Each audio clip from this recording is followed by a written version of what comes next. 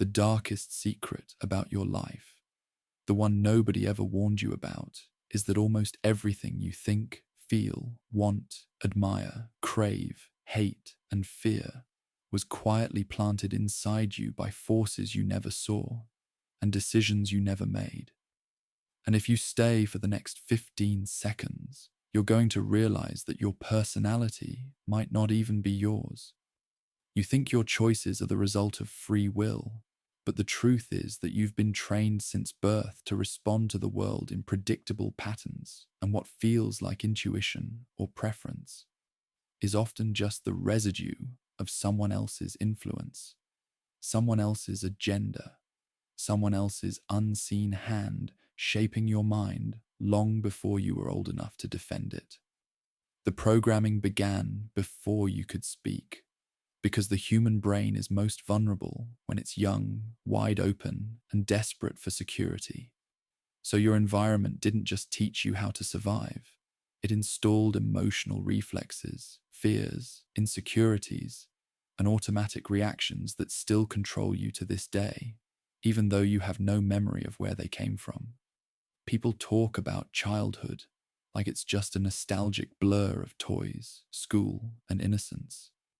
But psychologists know that it's the most calculated psychological conditioning phase of your entire life, where every tone of voice, every sudden silence, every argument, every praise, every punishment, every moment of approval and rejection carved permanent pathways in your brain that now function like invisible behavioral scripts.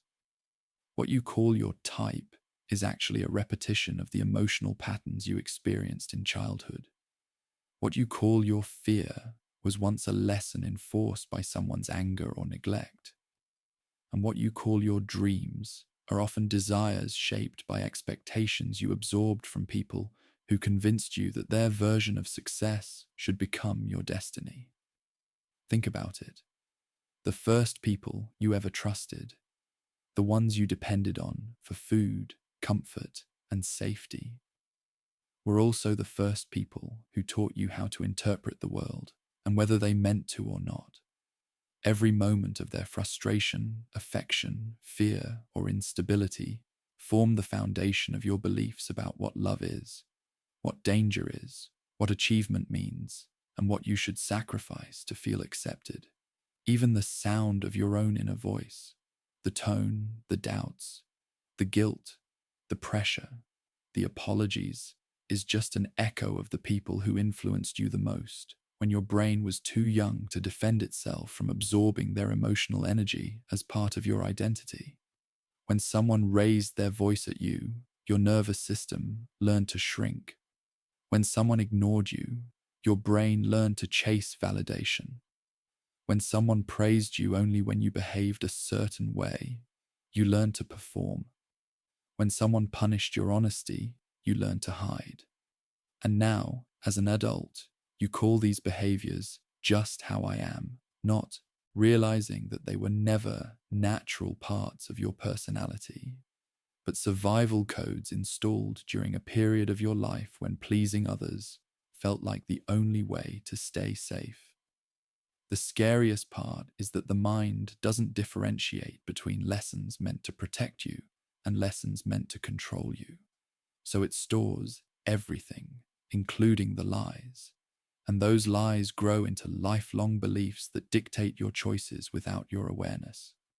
If you were taught that anger equals danger, you avoid conflict even when you're right.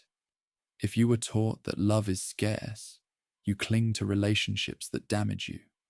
If you were taught that your worth is conditional, you overwork, overthink, and overgive. If you were taught that stagnation is safer than risk, you sabotage your own progress. And yet you believe these patterns are just your personality, because nobody told you that you've been psychologically conditioned to live inside someone else's emotional blueprint. People underestimate how brutally consistent the brain is at forming emotional predictions based on early experiences.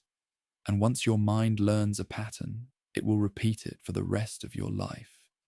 Even if the pattern harms you, because predictability feels safer than change. This is why some people never break free. This is why you feel trapped in cycles you don't understand. This is why your triggers feel automatic and overwhelming. This is why certain emotions control you before you even know what's happening. Because you are not acting freely. You are reacting to programming. Every fear that stops you, every hesitation that slows you, every insecurity that whispers inside your mind has a timeline, a moment when it was first installed. But the memory is so buried that all you feel today is the effect, not the cause. And society knows this because the people who shape culture, media companies, marketers, politicians, corporations, influencers, and authority figures, didn't just inherit your programmed mind. They learned how to exploit it by triggering the same emotional circuits that were formed when you were too young to question anything. That's why advertisements don't sell products. They sell identity. That's why political messaging doesn't argue facts, it triggers fear. That's why entertainment doesn't just distract you, it rewires your desires. That's why social media doesn't show you truth. It shows you emotional hooks calibrated to your psychological vulnerabilities. When you scroll, you're not choosing what to watch.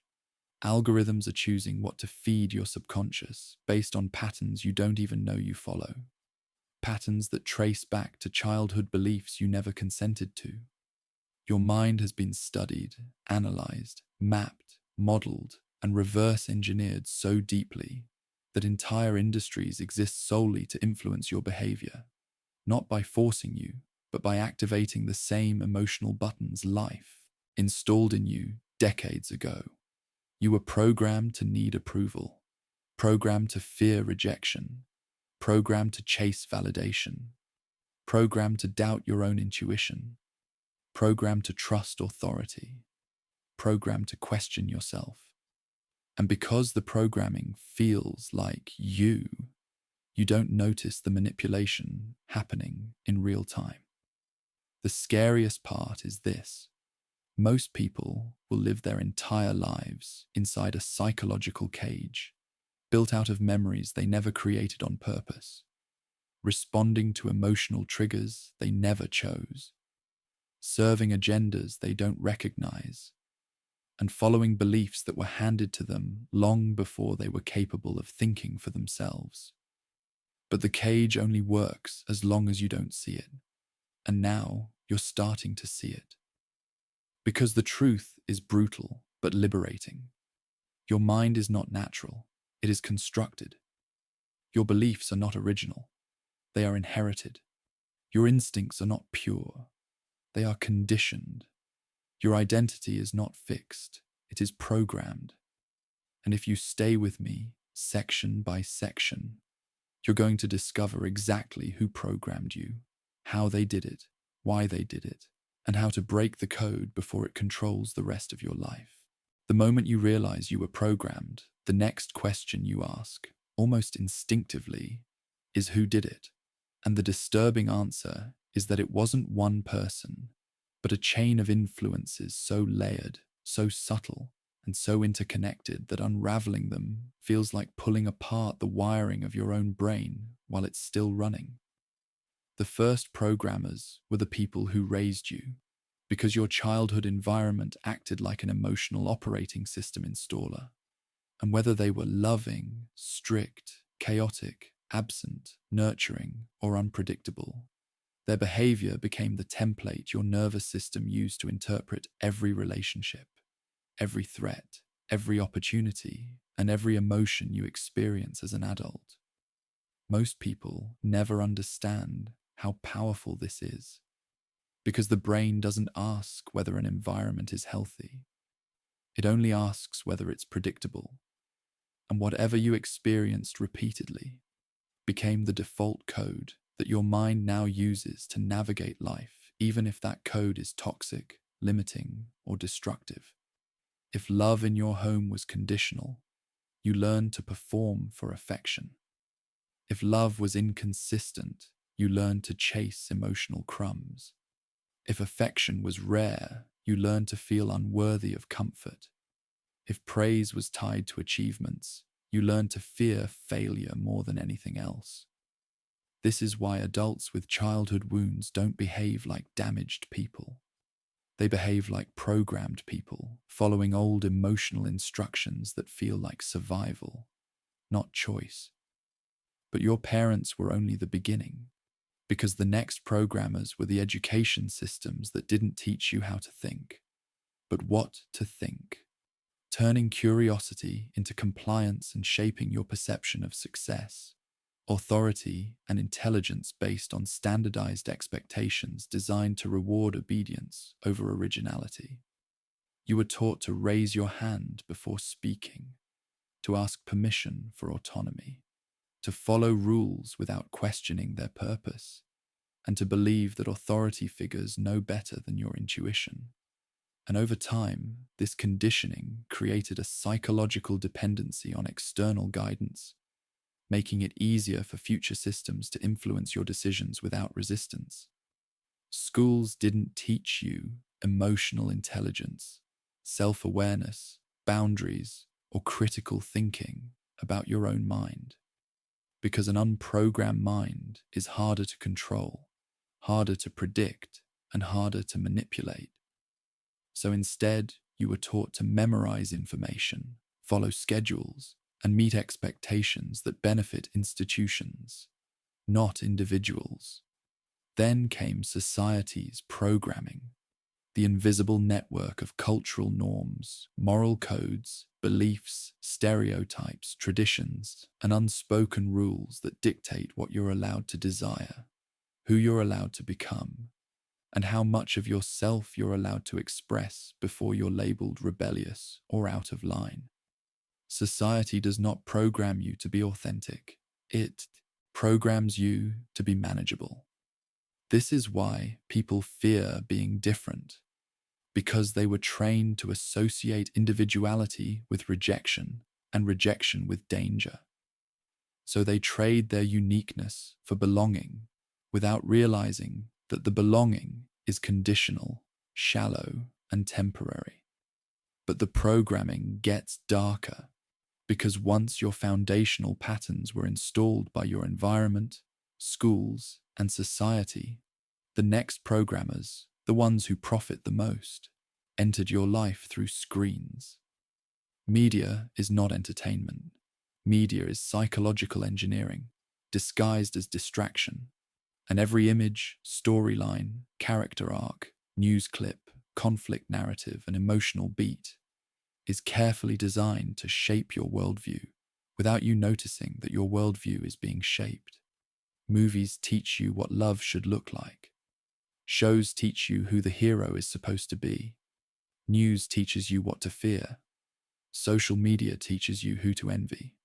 And all of it works because by the time you were old enough to consume information, your emotional triggers were already installed. Your validation patterns were already active. And your subconscious was already trained to respond to certain feelings with predictable thoughts. If you grew up feeling invisible, you're drawn to content that makes you feel seen. If you grew up craving approval, you're drawn to influencers you want to impress. If you grew up feeling unsafe, you're drawn to narratives that confirm your fear. If you grew up feeling controlled, you're drawn to rebellion, but only within safe boundaries. Your mind consumes media, but media consumes your mind right back. Because screen-based programming operates like emotional reinforcement, strengthening the same psychological circuits that keep you in predictable patterns. And predictable people are easier to influence, easier to sell to, easier to polarize, and easier to guide without resistance. But the deepest layer of programming, the one almost nobody notices, is the programming you gave yourself. Because after years of responding to external influences, your brain learned to run the same emotional code automatically, even when the programmers disappear. You don't need someone criticizing you anymore. Your inner voice does it for them. You don't need someone doubting you anymore. You self-sabotage before they can. You don't need someone controlling you anymore. You restrict yourself. You don't need someone wounding you anymore. You repeat the memories. This is how programming becomes self-sustaining. The mind continues the work of its earliest influences long after they're gone. You think you're making choices, but you're actually following emotional algorithms created by your past, reinforced by your environment, and exploited by the systems around you. But here's the twist that most people never understand. Your programming doesn't want you to wake up. If you start questioning your beliefs, the programming resists. If you start stepping outside your patterns, the programming panics. If you try to rewrite your identity, the programming fights back. This is why self-improvement feels exhausting. This is why healing feels painful. This is why breaking old habits feels like tearing emotion off bone. This is why growth feels like betrayal. Your mind protects the old code because the old code feels safe, even if it's destroying you. Every time you take a step toward change, your subconscious fires off fear signals, anxiety alarms, and intrusive doubts to push you back into familiar patterns. Not because your mind hates you, but because it genuinely believes those patterns are necessary for survival. The most dangerous part is that the mind doesn't care whether the programming is healthy or unhealthy. It only cares whether it's predictable, and predictability feels like safety, even when it's suffering. That's why people stay in toxic relationships, soul-crushing jobs, destructive habits, and predictable routines. Not because they're weak, but because they're programmed. And the programming is strategic, layered, and reinforced by billions of tiny psychological messages you never consciously approved. But here's the part that changes everything. Programming can be broken, but only if you understand the final and most hidden layer of influence, the one that determines why certain people stay trapped forever, while others wake up and rewrite their minds from the ground up. The shocking thing you discover once you finally see your programming is that it never relied on force. It relied on repetition, and the moment you try to break it, you begin to understand why so many people spend their entire lives trapped inside a mental system that feels impossible to escape, even though the chains were always invisible. Your programming doesn't need to restrain your body. It only needs to control your expectations. Because once your mind believes a certain identity, a certain destiny, a certain limitation is just who you are, you will unconsciously behave in ways that reinforce that belief without realizing you're the one maintaining your own cage. This is why breaking your programming feels like fighting something alive. Because the moment you push against it, it pushes back, and its first line of defense is fear. The kind of fear that doesn't shout but whispers, feeding you thoughts that sound so logical, so familiar, so convincingly you, that you don't recognize them as the voice of your conditioning trying to survive. It says, "This is too much change." It says, "You're not ready." It says, "What if you fail?" It says, "What will people think?" It says, "Stay where you are. It's safer." But those aren't your thoughts. They're self-preserving scripts from the past running on autopilot to keep you in environments, relationships, habits, and emotional patterns that feel familiar, even when they drain you. The second layer of defense is guilt, because once fear loses its grip, your programming weaponizes your conscience, making you feel disloyal for outgrowing what's hurting you, making you feel selfish for choosing yourself, and making you feel like breaking the old code means betraying the people who taught it to you, even if those people were the origin of your wounds.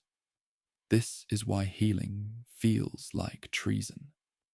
This is why growth feels like abandonment. This is why becoming your true self feels like killing your old self. But guilt is not a sign you're doing something wrong. It's a sign you're doing something new, something unprogrammed, something your old identity was never designed to handle. And if you push through guilt, your programming activates its strongest weapon, doubt. Because doubt is the psychological equivalent of quicksand, pulling you back into the familiar every time you attempt to rise above it, drowning you in questions you can't answer and insecurities you didn't create. Doubt tells you you're not capable. Doubt tells you you're not deserving. Doubt tells you you're not strong enough to rewrite your mind.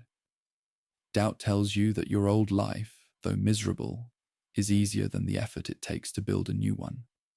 And the cruel part is that doubt always sounds rational, because the brain would rather live in a predictable hell than an uncertain freedom. And so your subconscious manufactures excuses that feel like logic but are, actually, psychological defense mechanisms designed to keep the programming intact. But here's the truth. No one tells you. Programming doesn't break by force. It breaks by awareness. You cannot fight what you cannot see. And the moment you begin to observe your mind instead of obeying it, the programming starts to crack because the one thing it cannot survive is conscious attention. The instant you catch yourself reacting automatically, shrinking from conflict, seeking approval, fearing rejection, overthinking failure, avoiding responsibility, chasing validation, repeating old emotional cycles, you create a gap between stimulus and response. And in that gap is the first moment of true freedom you've ever experienced. You begin to ask, wait, who told me to think like this? Where did this fear come from? Whose voice is this in my head? Why does this situation trigger me? Why do I repeat the same patterns? Why does this feel familiar, even though it hurts? And those questions aren't just questions. They're psychological weapons. Because every time you question a belief, you weaken it. Every time you observe a pattern, you interrupt it. And every time you notice the programming, you take back a piece of your mind that was taken from you without permission. Your subconscious hates this because awareness breaks automatic behavior. And once you become conscious of a pattern, you can no longer run it unconsciously, which means the programming starts losing its power, not through confrontation, but through exposure. This is why therapy works. This is why journaling works. This is why meditation works. This is why self-reflection works. This is why shadow work works. This is why silence works. Not because they heal you, but because they reveal you to yourself, and once the truth becomes visible, the old code can no longer operate in the dark. But awareness alone isn't enough. To break programming permanently, you must disrupt the emotional patterns keeping it alive. Because the real power of programming isn't in the beliefs, they're just the surface. It's in the emotions attached to those beliefs, the ones your brain learned during experiences you barely remember. If your programming began with fear, you must teach your nervous system safety. If it began with neglect, you must teach your heart to receive. If it began with chaos, you must teach your body stability. If it began with guilt, you must teach your mind permission. If it began with silence, you must teach your voice expression. Reprogramming is not about changing thoughts. It's about rewiring emotional memory. And emotional memory rewires only through new experiences, new behaviors, and new responses that contradict the old script until the old script collapses. And this is where most people fail. Not because they're incapable, but because they expect their programming to break quietly, when in reality, breaking it feels like a psychological war. Because the moment you start acting differently, speaking up, setting boundaries, choosing yourself, saying no, asking for more, letting go, rising beyond limitations, your old identity begins to die. And the death of the old identity feels like the death of you. That's why transformation feels terrifying. That's why healing feels violent. That's why freedom feels uncomfortable. You are not just changing your mind. You are dismantling years of unconscious conditioning, brick by brick, belief by belief, trigger by trigger, fear by fear, until the old version of you has nothing left to stand on. And then it happens. Slowly, then suddenly, your habits shift, your reactions soften, your fears weaken, your confidence strengthens, your intuition sharpens, your voice grows louder, your boundaries become natural, your identity becomes clearer, and you realize the person you've been searching for your entire life isn't someone new, but someone ancient, someone original, someone buried under years of programming. You don't become someone else. You return to who you were before the world taught you to be afraid. That is the final truth. You were programmed, but you are not the programming. You were conditioned, but you are not the conditioning. You were shaped, but you are not the shapes you were forced into. The moment you see the code, you can rewrite the code. The moment you see the cage, you can break the cage. The moment you see the false identity, you reclaim the real one. And once you awaken, truly awaken, you will never again mistake your programming for your personality, your fears for your intuition, your wounds for your worth, or your past for your destiny. Because for the first time in your life, your mind is no longer running someone else's script. It is finally running yours. Thanks for watching. If you found this video helpful or eye-opening, make sure to hit the like button. It really helps the channel grow. And don't forget to subscribe for more practical psychology insights, self-awareness tools, and mind-sharpening advice. Take care, and I'll see you in the next video.